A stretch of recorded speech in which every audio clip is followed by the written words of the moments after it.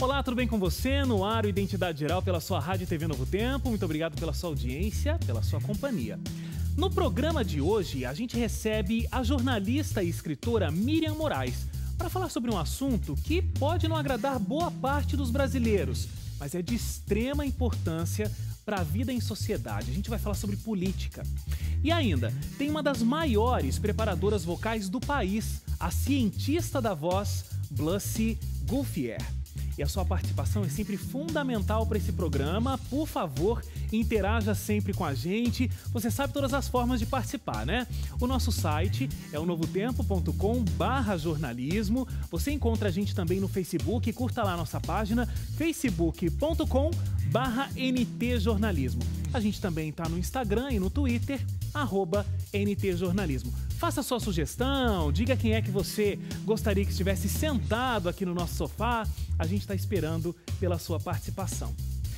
E agora a gente vai falar sobre um assunto que desagrada boa parte dos brasileiros, mas que está diretamente envolvido na nossa vida em sociedade. Desde a saúde e educação até o pãozinho que você compra na padaria, tudo está ligado à política. E é por isso que a gente recebe a autora de um guia feito especialmente para quem não sabe ou não se interessa por política, a jornalista e escritora Miriam Moraes. Bem-vinda, Miriam. Obrigada, Zé. Tudo bem? Um prazer estar aqui. Prazer é meu, fica à vontade. Miriam, o seu livro é realmente um guia para iniciantes, um manual para poder ensinar política para quem, de repente, não está muito familiarizado com o assunto, né? Até a revista Super Interessante considerou o seu livro um dos 10 melhores livros que foram lançados em 2014. Como é que surgiu a ideia de escrever e escrever com essa linguagem? Eu acho que não foi bem uma ideia, surgiu uma necessidade. Eu sempre fui apaixonada pela política, porque eu vejo a política como o maior instrumento de promoção da justiça social que você tem, né? Acho que as pessoas, às vezes, elas estão tão acostumadas a ver a política como aquele jogo de poder nos bastidores, que ela esquece para que é que ela foi inventada. Ela foi inventada para reger as relações dos seres humanos na Terra. É essa a função da política. E eu sempre enxerguei muita beleza disso. Mas, em junho de 2013, foi que caiu a minha ficha para um processo que estava começando. E ele era muito importante, que foram as manifestações de rua. Então, de repente, disseram, o gigante adormeceu. E todo mundo nas ruas, a gente tinha acabado de sair, de ver uma situação igual na Líbia, a gente tinha acabado de ver uma situação igual no Egito. Uhum. Então, aquilo acendeu todos os meus alertas. Então, eu busquei formas de me comunicar com a população. E quando eu fui me comunicar, eu descobri que as pessoas não têm a menor noção de que a política, assim como a medicina, assim como para você ser um apresentador ou para você fazer um prato na cozinha, você tem que aprender uma base. Agora, Miriam, você acha que o nosso problema, o problema do brasileiro, é não entender sobre política ou é um processo geral de desinformação? Porque, olha, você citou as manifestações ali em 2013, né? A gente continua tendo manifestações, talvez não do tamanho do que aconteceu em 2013, mas a gente tem diariamente aí notícias de manifestações. Uhum. Mas o que a gente vê é uma massa que está indo à rua, mas ela nem sabe muito bem o que ela está reivindicando. É que, na verdade, a pessoa tem vontade de participar, mas ainda não sabe o que significa. Por que que aqui as pessoas aqui não sabem o que significa? Na França elas sabem. Por que elas sabem na Alemanha o que significa participação política? Por que elas sabem avaliar governos? Elas entendem os parâmetros técnicos?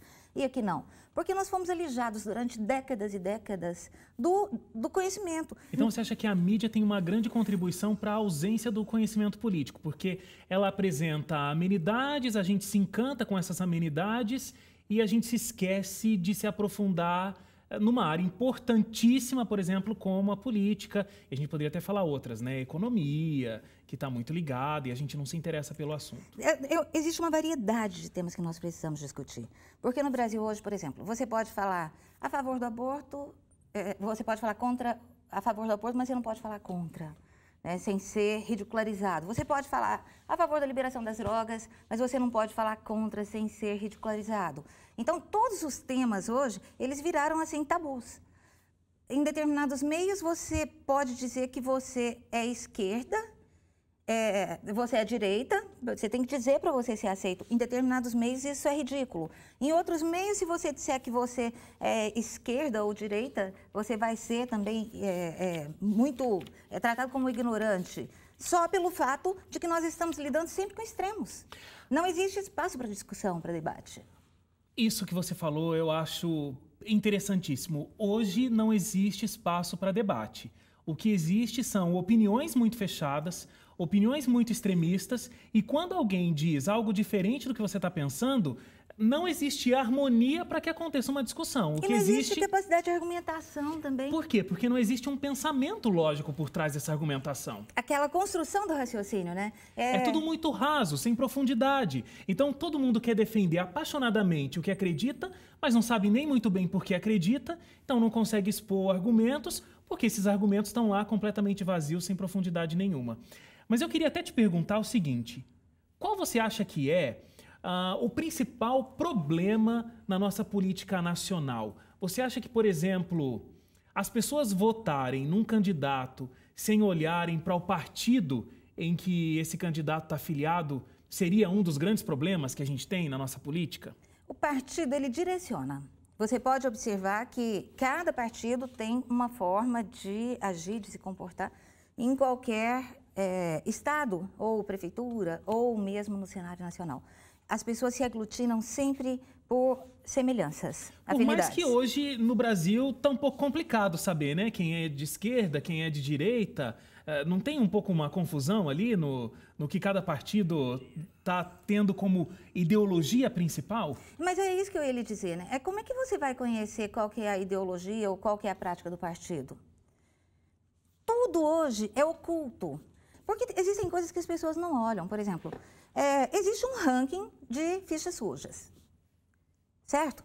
Disponível na internet. Eu gosto muito no livro, eu ensino a pesquisar.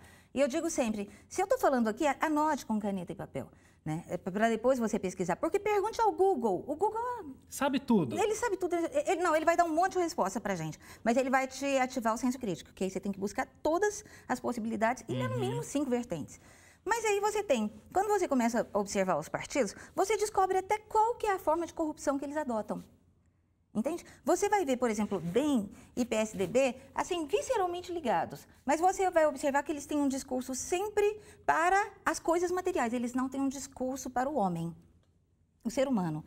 E aí você vai ver uns partidos de esquerda, onde hoje você tem uma situação onde o partido que está no governo, o PT é o maior crítico do próprio PT. Né? Então, eles buscam ali, eles têm uma visão de esquerda, mas em vertentes tão diferentes que fazem com que eles mesmos passem a se atacar.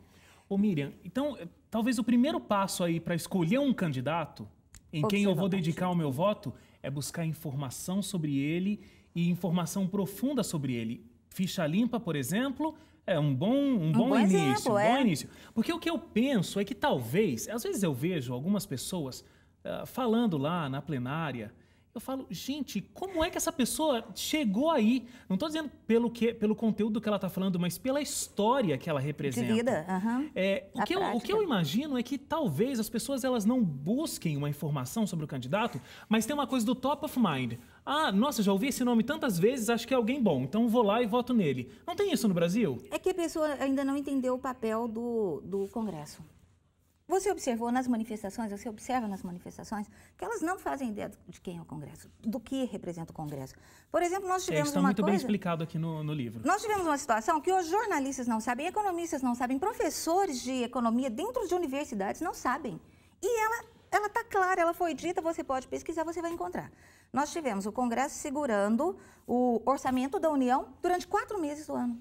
Você tem janeiro, fevereiro, março e abril. Com o Congresso, sem a autorização do Congresso para que se comece a executar o orçamento, é como se você tivesse uma empresa onde você pode gastar 5% só daquele dinheiro que você tinha programado para usar. O dinheiro está ali, só que você não pode gastar. Então, o que acontece com as obras? Param. Pagamentos? Param. Né? Financiamentos? Param. Por que aqui as pessoas não sabem disso? Você vai abrir a folha, você vai ver que o orçamento foi sancionado em 22 de abril da União.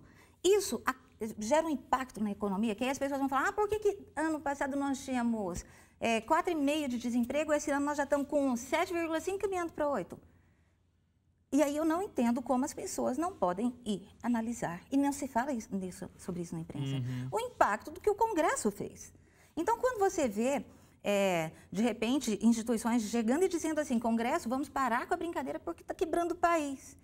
Né? Mas as pessoas não têm a percepção de por que esse recado foi direcionado ao Congresso. Então, antes de entender a função que o Congresso exerce, a função o que seria esse poder tripartite, executivo, qual o limite de cada um, você não tem como analisar os atos do governo, você não tem como analisar quem está acertando e quem está errando, você não tem como analisar quem é que está cumprindo realmente um compromisso com o povo e quem está trabalhando por si mesmo. Eu não vou, obviamente, pedir para você explicar isso aqui, porque acho que vale a pena, inclusive, ler o livro e se informar e saber quais são os três poderes, quais são os limites e a função de cada um. Eu acho que isso é fundamental. A gente vive uma história muito recente de democracia, de república.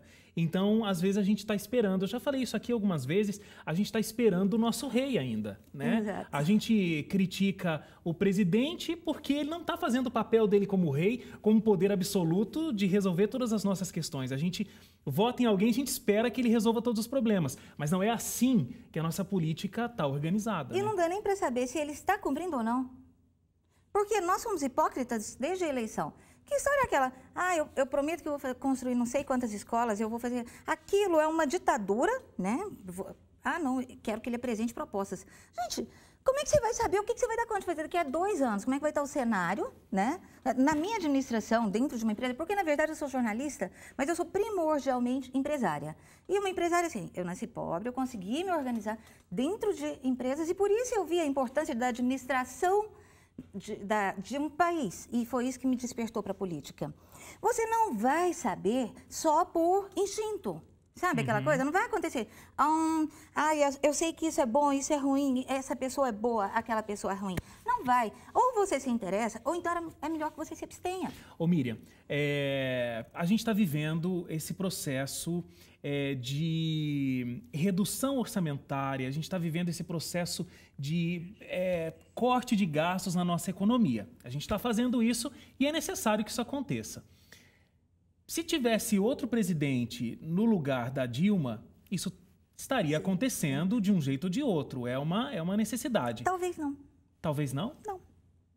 Porque apesar de todo mundo ficar atribuindo, e inclusive dentro mesmo dos colegas de trabalho de uma equipe do governo, apesar de eles ficarem assim, porque foi um modelo político que se esgotou, eles buscam explicação em tudo, assim, quanto é lugar e não olha para o óbvio. 2008, o Congresso liberou o orçamento em março. Em um ano, você teve um aumento de 2,5% na taxa de juros. Então, tem ação que é resposta.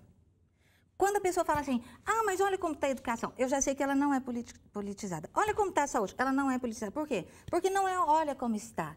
Você a política ela não é um elemento estático. Você tem que olha como ela vem avançando ou retrocedendo.